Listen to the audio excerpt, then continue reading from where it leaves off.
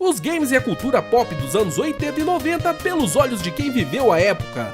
No meu tempo as coisas eram diferentes, o meu livro já está em pré-venda. Garanta o seu agora mesmo pelo link que está na descrição. Games e acessórios são da loja Nova Era, link na descrição.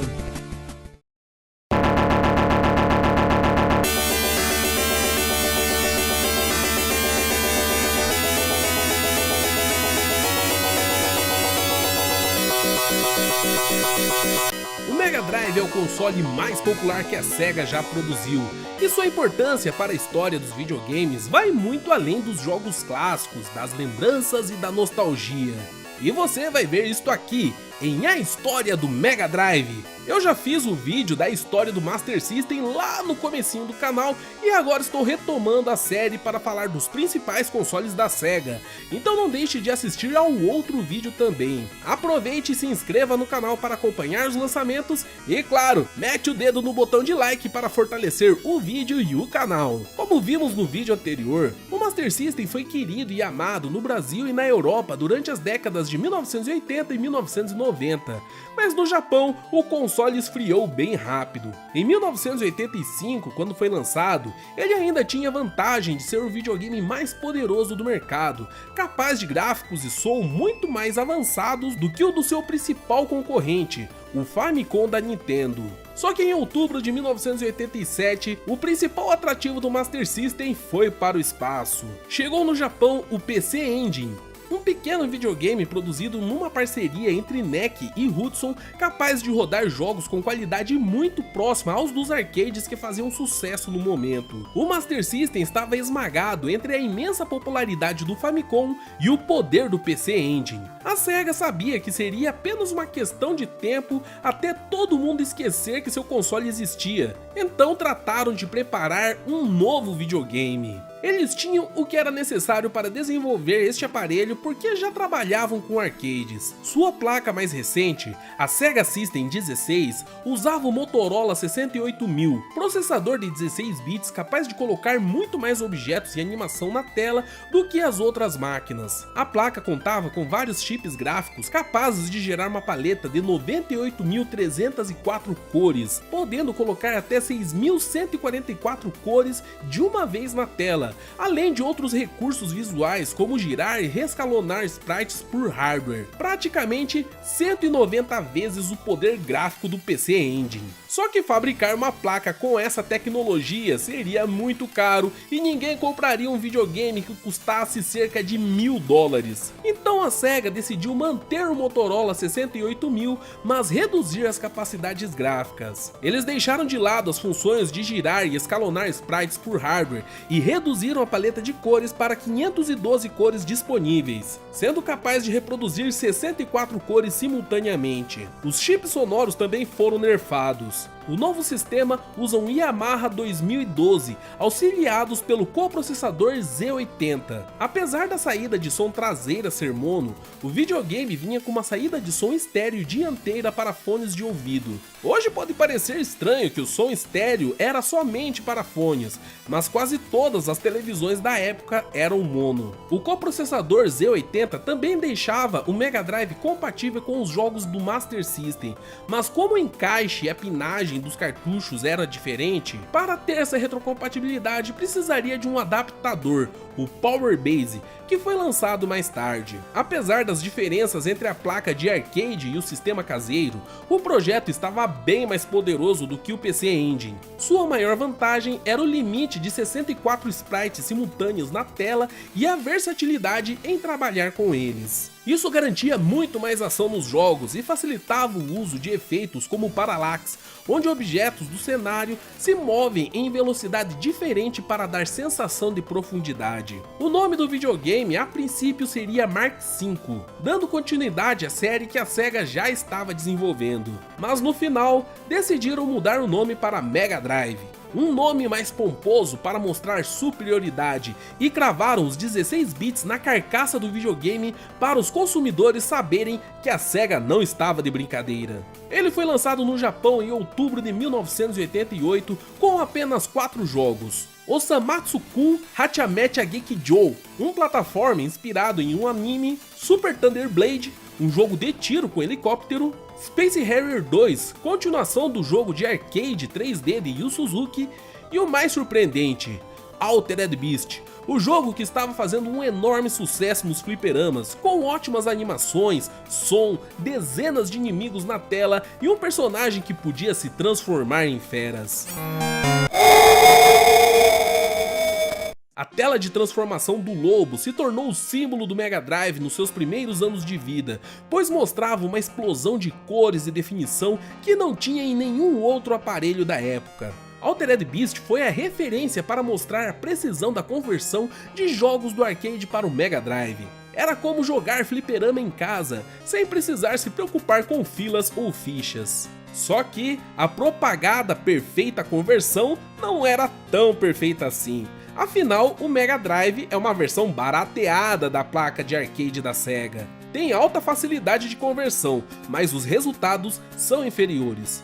Altered Beast de Mega Drive era realmente surpreendente, mas colocado lado a lado com o fliperama, dava para ver muitas diferenças nas cores, quadros de animação e até mesmo na transformação, que era menos detalhada. E o Mega Drive conseguiu se firmar como o console caseiro mais poderoso do final dos anos 80, vendendo 400 mil unidades no primeiro ano. Em 1989, ele recebeu vários portes de jogos de fliperama, como Forgotten Worlds, Truxton, Ghouls and Ghosts e o aclamadíssimo Golden Axe. A Sega deu continuidade a outras franquias também, como Phantasy Star 2 e o grande The Revenge of Shinobi, que trazia trilha sonora composta por Yuzo Koshiro, que ganhou fama como compositor de trilhas sonoras do videogame depois desse jogo. A Nintendo era imensa no ramo de jogos para crianças e para a família, então as outras empresas nem tentavam disputar este mercado.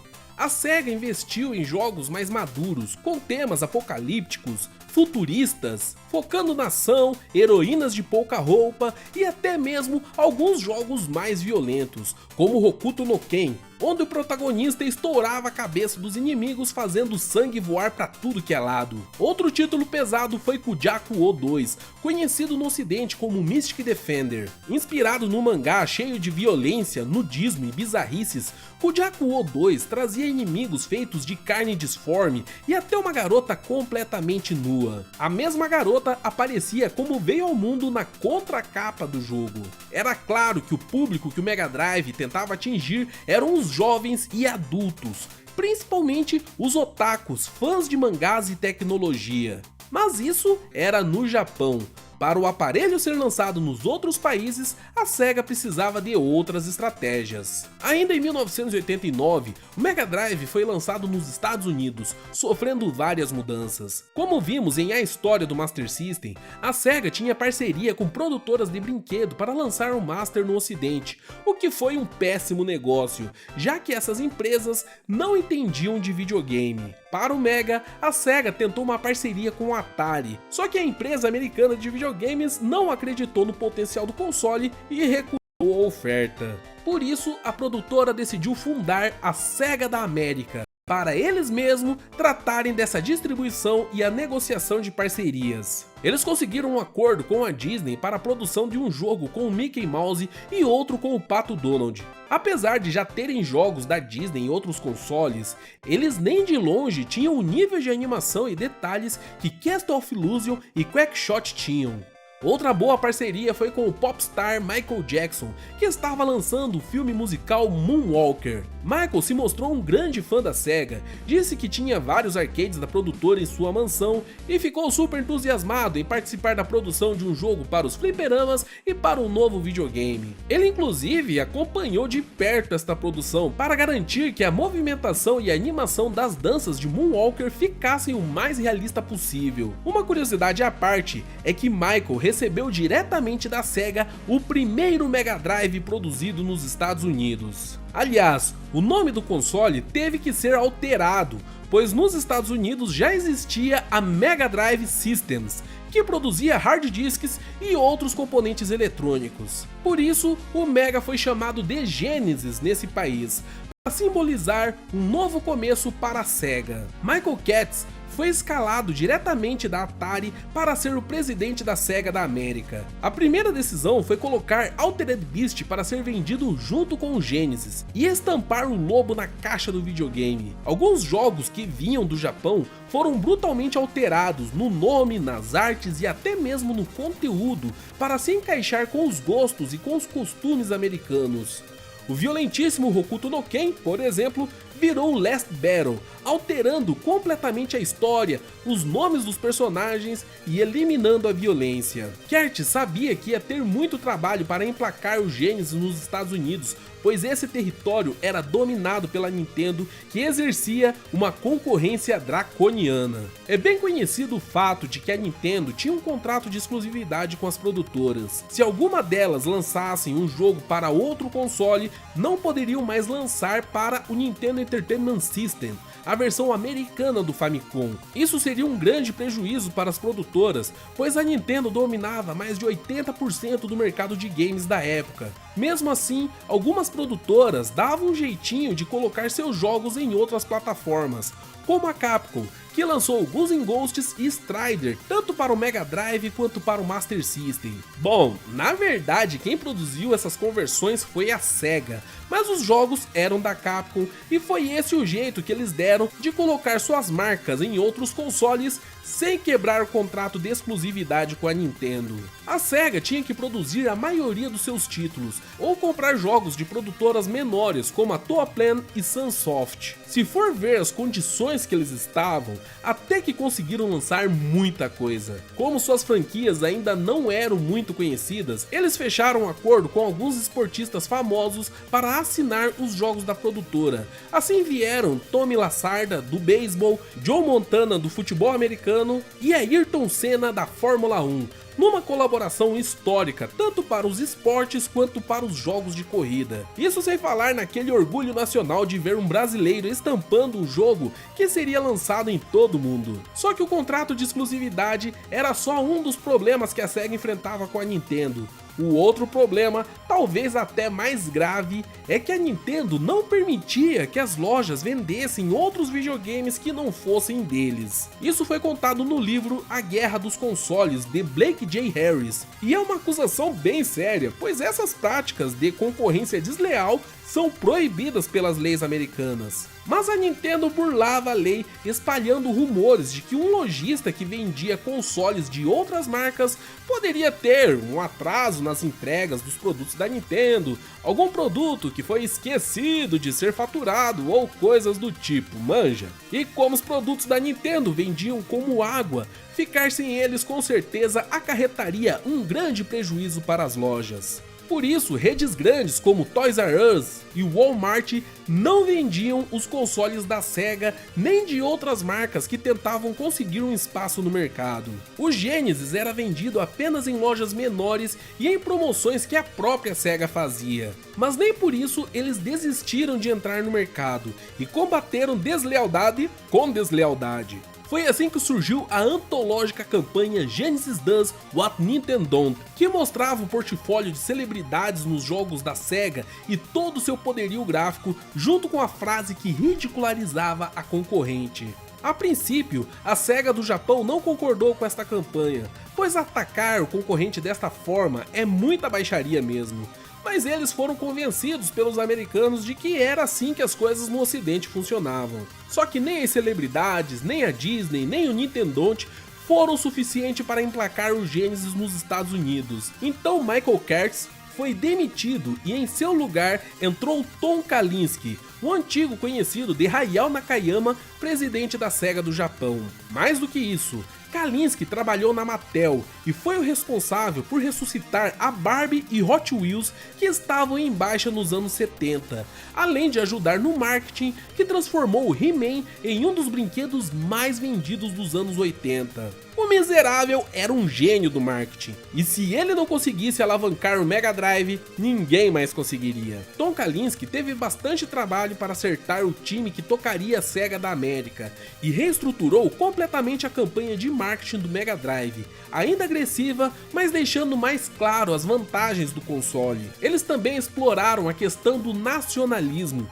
pois apesar da Sega ser japonesa, os consoles e cartuchos eram fabricados nos Estados Unidos, enquanto tudo que era vendido da Nintendo era fabricado no Japão, e os únicos empregos americanos que eles geravam eram dos operadores de empilhadeira que descarregavam as cargas dos navios. A entrada do novo diretor foi no melhor momento possível.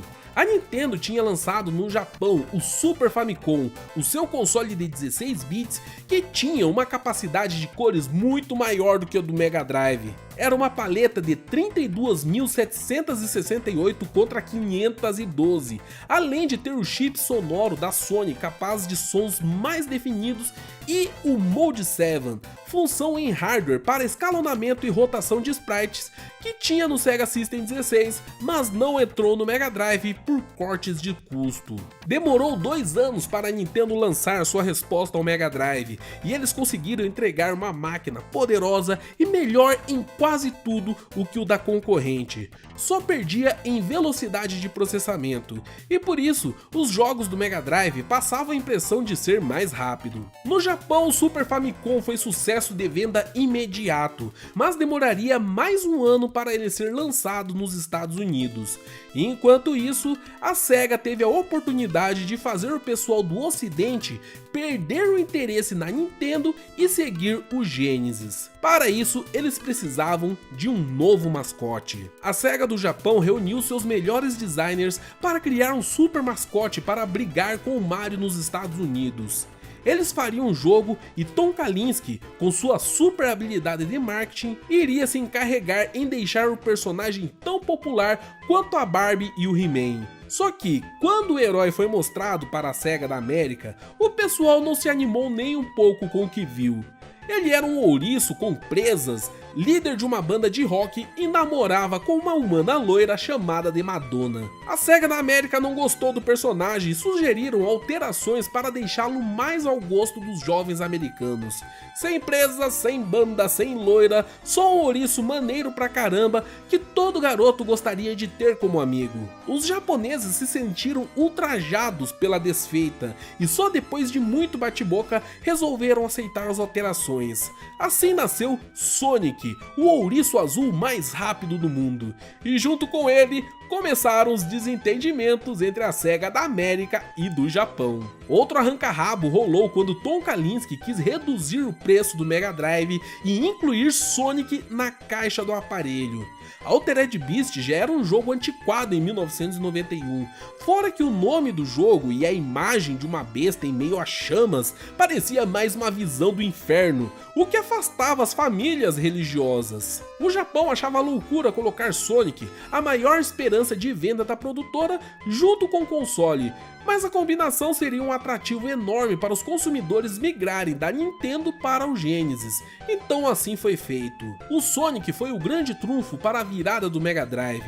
A Sega soltou comerciais comparando seu jogo novo com o Super Mario, que estava chegando no final de 1991 junto com o lançamento do Super Nintendo. Do lado de Sonic, Mario parecia um personagem velho, lento e antiquado.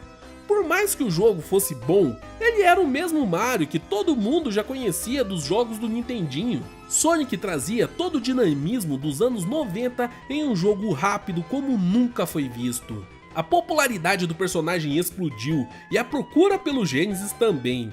Os lojistas deixaram o medo das ameaças da Nintendo de lado e começaram a vender os consoles de outras marcas, assim como as produtoras de games passaram a ignorar o contrato de exclusividade e começaram a produzir jogos para o Mega Drive. O sucesso do Sonic e do Genesis pôs fim ao monopólio da Nintendo no mercado de games americano e a competitividade voltou com tudo. Os planos da Sega da América funcionaram maravilhosamente bem. O primeiro jogo do Sonic vendeu 4 milhões de unidades e catapultou as vendas do console. Em um ano, a SEGA tomou 55% do mercado de videogame dos Estados Unidos, sendo que antes a Nintendo dominava mais de 80%. Essa virada épica foi noticiada em tudo que é jornal, só fazendo a força da SEGA crescer. Claro que nem só de Sonic viveu o Mega Drive. Jogos de vários estilos começaram a pipocar um atrás do outro no console. Foi a era de ouro para o Mega Drive, com grandes franquias nascendo ou ganhando continuação.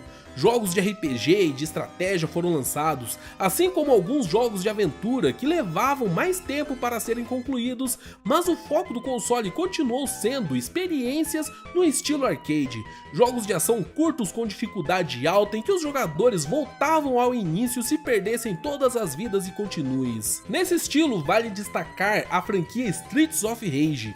O Briga de Rua trazia policiais disfarçados enfrentando uma gangue de punks nas ruas da cidade. O primeiro jogo ficou conhecido pela trilha sonora de Yuzo Koshiro, e a sequência, Streets of Rage 2, trouxe gráficos surpreendentes e uma ação sem igual para os consoles.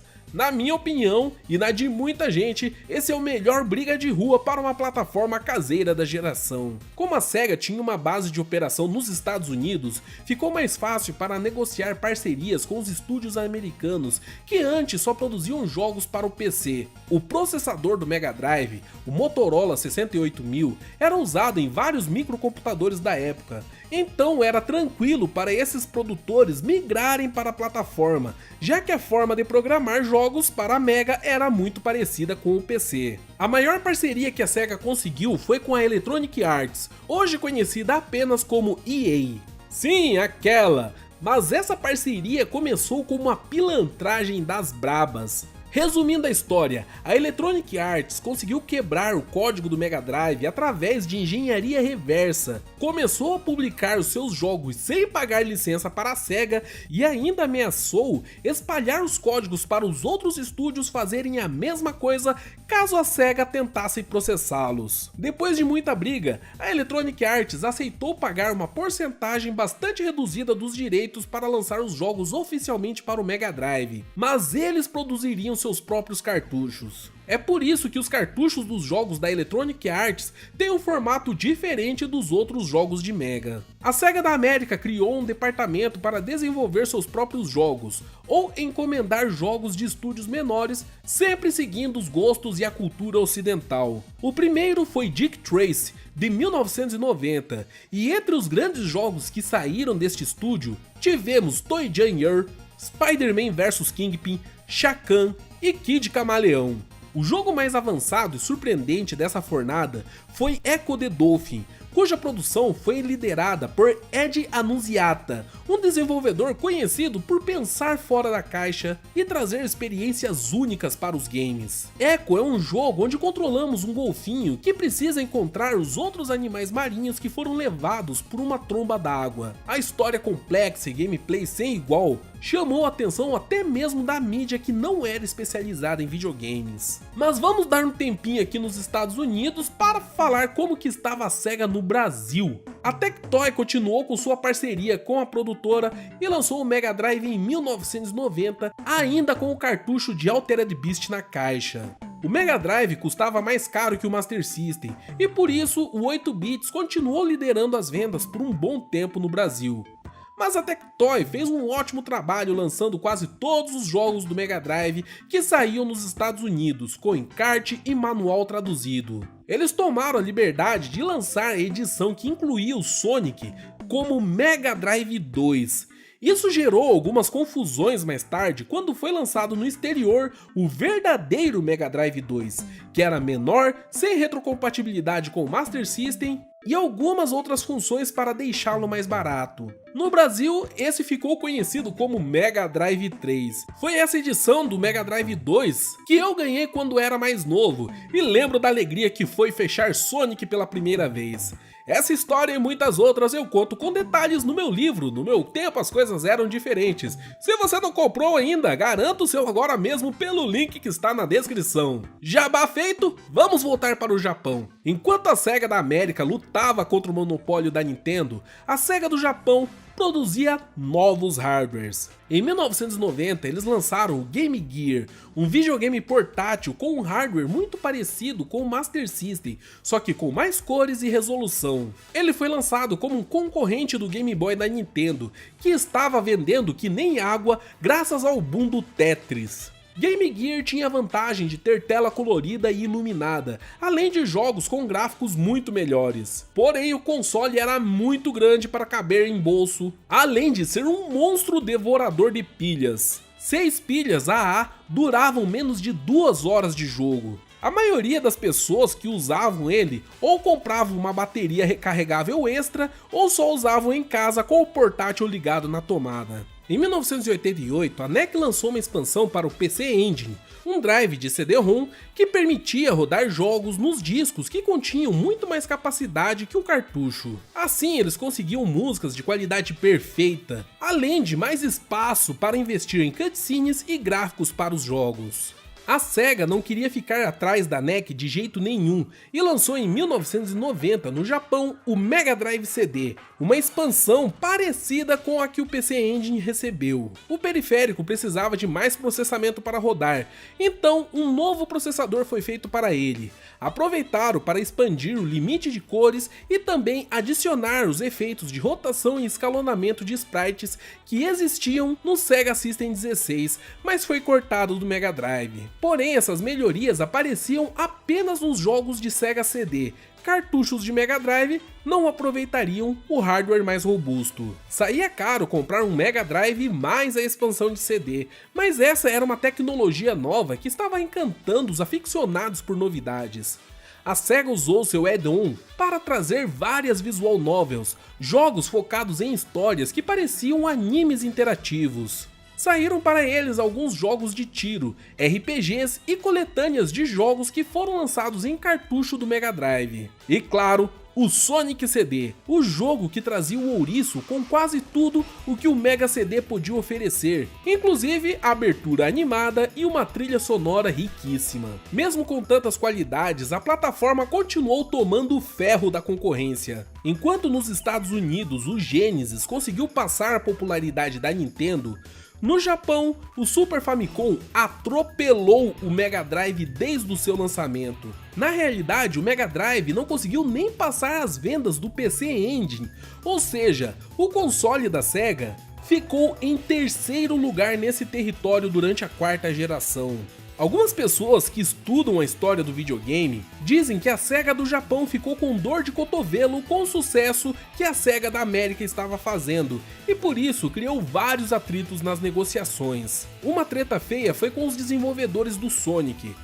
Apesar do jogo ter sido um sucesso, Yuji Naka, o principal programador, não ficou contente com o baixo reconhecimento da Sega do Japão pelo seu trabalho e pediu as contas da produtora. A Sega da América ficou sabendo disso e contratou Naka e vários programadores do Sonic original, deu vários benefícios e agrados e criou um estúdio só para eles.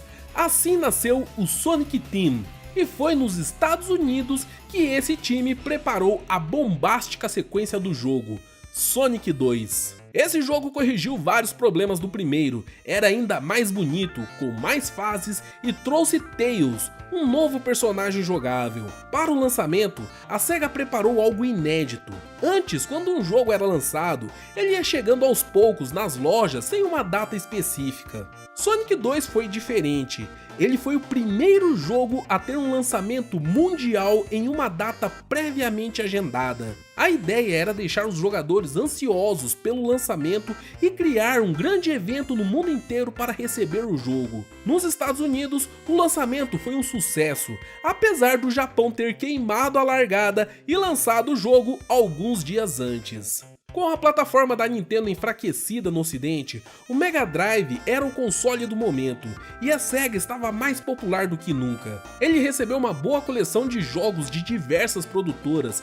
Acabou aquela história de que se um jogo aparecia numa plataforma, não podia ser lançada para outra. Vários jogos da época foram lançados ao mesmo tempo para o Mega Drive e Super Nintendo. As diferenças ficavam em sua qualidade. O Super Nintendo quase sempre tinha melhores gráficos e som, enquanto o Mega Drive tinha vantagem no desempenho e velocidade. Porém, isso era só entre os jogos ocidentais. A maioria dos jogos de Mega Drive dessa época foram produzidos por estúdios como Probe, Virgin, Acclaim, Electronic Arts e a própria Sega da América. Cada vez menos jogos japoneses chegavam para a plataforma, pois a Sega do Japão estava focada em produzir jogos para o Game Gear e o Sega CD, plataformas que ainda não tinham vingado no ocidente. Em 1993, o periférico de CD foi lançado nos Estados Unidos, e como a maior parte dos jogos japoneses para o Mega CD eram coisa de otaku que não seriam bem aproveitadas no ocidente, a Sega americana lançou para ele vários jogos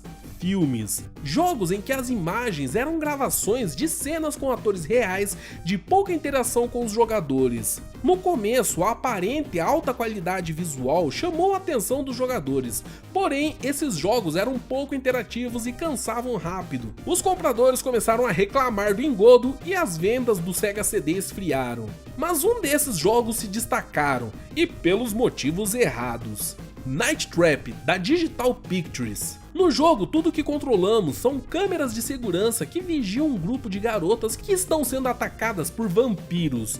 Precisamos identificar os perigos e posicionar armadilhas para que os monstros não levem as meninas. Nada demais. Porém, os pais ficaram chocados pelo que eles descreveram como violência extrema. Cenas de garotas sendo brutalmente raptadas, tudo usando atrizes reais com um alto grau de realismo. O Senado dos Estados Unidos moveu uma ação contra a Sega por conta da violência em seus jogos, ação que resultou na criação dos órgãos que classificam a faixa etária dos videogames. Mortal Kombat do Mega Drive foi o primeiro jogo a ser lançado com uma classificação etária, em mais um golpe de marketing da Sega. A Nintendo proibiu que a versão de Super Nintendo do aclamado jogo de luta sanguinolento dos fliperamas tivesse a violência explícita que consagrou a série. Por isso, a produtora trocou o sangue que saía dos lutadores quando eram golpeados por suor, e os fatalities não tinham decapitação ou mutilação, eles foram substituídos por finalizações menos gráficas. Na versão de Mega Drive, essas alterações também ocorreram,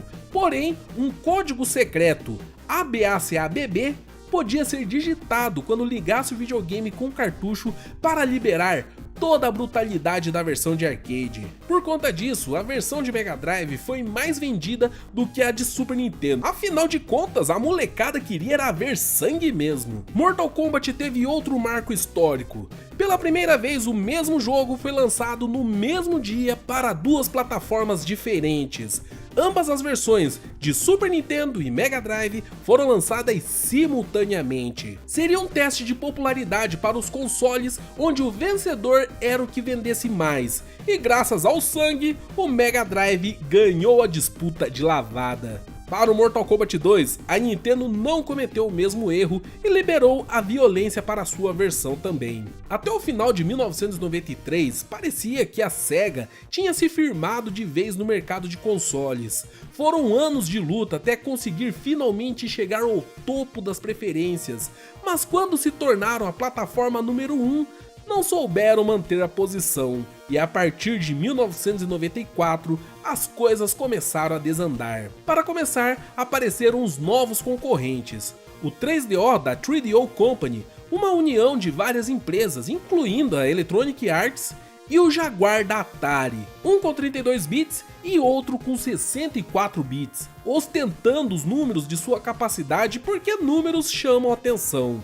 O Jaguar foi um fracasso imenso de vendas, já que, mesmo com seus 64 bits, os jogos não convenciam ninguém. Já o 3DO teve um pouco mais de sorte. Ele rodava jogos em CD com qualidade de imagem muito superior à do Sega CD, e dominou o segmento de jogos filmes populares na época, além de trazer jogos avançados como Gex, Need for Speed e uma belíssima versão de Super Street Fighter 2 Turbo. É interessante notar que os primeiros consoles que apareceram depois de a Sega dominar o mercado ocidental foram de produtoras americanas que tinham parado de fabricar consoles há quase uma década e não voltavam por conta do domínio da Nintendo. O segundo fator que comprometeu a Sega foi na verdade uma inovação, o Sega Channel. um periférico onde os donos de Mega Drive podiam comprar jogos pela internet e jogar em seu console. É praticamente a PSN Xbox Live, lançada lá em 1994. Mas uma inovação dessas não é boa? No que isso poderia comprometer o Mega Drive? A resposta é simples. Para incentivar os jogadores a aderir ao serviço, a Sega da América disponibilizou vários jogos exclusivamente para o Sega Channel, sem o lançamento em cartucho. Nisso estavam incluídos os últimos grandes jogos de Mega Drive produzidos no Japão, como Pulseman, Mega Man The Wild Wars e Alien Soldier. Só que em 1994, pouquíssima gente tinha acesso à internet, mesmo nos Estados Unidos, e o Sega Channel caiu no esquecimento rapidinho, mandando para o limbo os seus grandes jogos exclusivos que poderiam ter contribuído muito com a biblioteca americana do Mega Drive. Por conta desse incidente, hoje os cartuchos japoneses desses jogos são bastante procurados por colecionadores, o que os deixou muito caros. O terceiro fator foi a própria Nintendo. É claro que a gigante japonesa não ficou de braços cruzados enquanto a Sega dominava o mercado. Eles estavam preparando verdadeiras bombas para tomar seu posto novamente, e a maior delas chegou em 1994. Donkey Kong Country, jogo de produção americana com gráficos totalmente feitos com CGI pré-renderizado e movimentos capturados de animais reais, tudo sem chip especial ou um periférico adicional para garantir a qualidade. Donkey Kong Country estava à frente de qualquer jogo de Mega Drive e até mesmo dos consoles de nova geração como 3DO e Jaguar, tudo nos 16 bits do Super Nintendo. Esse jogo foi um divisor de águas para a história do Super Nintendo nos Estados Unidos. Do dia pra noite, todas as pessoas que tinham ignorado esse console por quase 3 anos fizeram de tudo para comprá-lo. E seguido dele, vários jogos poderosíssimos foram lançados e rapidamente o Super Nintendo alcançou as vendas do Mega Drive. E por fim, teve a grande lambança do lançamento do Sega Saturno. No Japão, a Sega já estava preparando seu próprio videogame de 32 bits que rodava jogos em CD e que competiria com o PlayStation da Sony, que estava estreando no mercado de consoles. Porém, os japoneses acharam que não precisavam lançar o Saturno nos Estados Unidos, onde o Mega Drive tinha vendido bem. Em vez disso, apenas prepararam um periférico que daria ao Mega Drive a potência dos consoles 32 bits, que foi chamado de 32X. Essa provavelmente foi a maior burrada que a Sega fez em toda a sua história. Os donos de Mega Drive já tinham um periférico para rodar jogos em CD, e estava vindo outro para aumentar a capacidade do console. Juntando todos os periféricos, o videogame parecia um Megazord caro que ocupava 3 tomadas na parede, além de vários cabos para conectar toda aquela tranqueira. Para piorar, apesar do nome pomposo, o 32X não chegava aos pés dos consoles 32 bits japoneses. Nem o público nem os desenvolvedores sabiam mais como eram lançados os jogos da Sega. Tinha o Mega Drive, o Game Gear, o Sega CD, o Sega Channel, o 32X e ainda o Sega Saturno. A Sega parecia aqueles youtubers que abrem um monte de canais e não dão conta de fazer vídeo para todos eles, manja? Então, a empresa estava com 6 plataformas diferentes para trabalhar, e isso comprometeu totalmente sua agenda de lançamento de jogos. O 32X recebeu apenas 35 títulos. Dentro desses, não mais do que 5 que realmente mereçam ser jogados nessa plataforma. Poucas pessoas compraram o periférico e essas poucas pessoas, além de ficarem com poucos jogos, se sentiram traídas em 1995, quando a Sega da América anunciou que o Saturno estava chegando no ocidente e aquele 32X não ia servir para mais nada. O consumidor perdeu completamente a confiança na Sega e tão rápido quanto ela conseguiu chegar ao topo do mercado, ela sumiu das prateleiras. Foi uma verdadeira catástrofe. O Mega Drive ainda recebeu no ocidente jogos até 1996, títulos sensacionais que levavam a potência do console ao limite, como Comic Zone e Ristar. Mas foram poucos os que jogaram essas pérolas, pelo menos nos Estados Unidos. No Brasil, o incidente do 32X não afetou tanto o Mega Drive. O Super Nintendo conseguiu superar a popularidade do console da Sega bem rápido, porém o Mega continuou forte como uma alternativa mais barata graças à distribuição da Tectoy. A empresa brasileira lançou várias versões do aparelho, cada vez simplificando mais o seu hardware para baratear o seu preço, e até lançou jogos brasileiros para o sistema, como faziam com o Master System. Em um formato ou outro, o Mega Drive sempre esteve presente nas prateleiras dos jogos nacionais, seja como uma opção de videogame barato para famílias de baixa renda, seja para os colecionadores que cresceram na época que o Mega Drive era o mais popular dos videogames, e sente um enorme carinho por essa plataforma. Mesmo com todos os tropeços da Sega, não dá para negar a importância que o Mega Drive teve para o mundo dos games. Foi graças a ele que o mercado ficou competitivo novamente, com várias empresas aparecendo para lançar seus consoles, além de ajudar a impulsionar as produtoras de jogos ocidentais. E claro, fica para a história centenas de jogos memoráveis da época em que podíamos jogar em casa jogos com qualidade parecida com a dos fliperamas. Você consegue imaginar como o mundo dos games seria diferente hoje se o Mega Drive não tivesse existido? Eu não. Mas agora eu quero saber de você. Qual a importância que o Mega Drive teve em sua vida? E quais são seus jogos favoritos da plataforma? Deixe aquele comentário para nós. Clique no gostei e compartilhe o vídeo com os seus amigos. E se essa é a primeira vez que está por aqui, inscreva-se para acompanhar os lançamentos. Eu vou ficando por aqui. Nos vemos no próximo vídeo. Falou!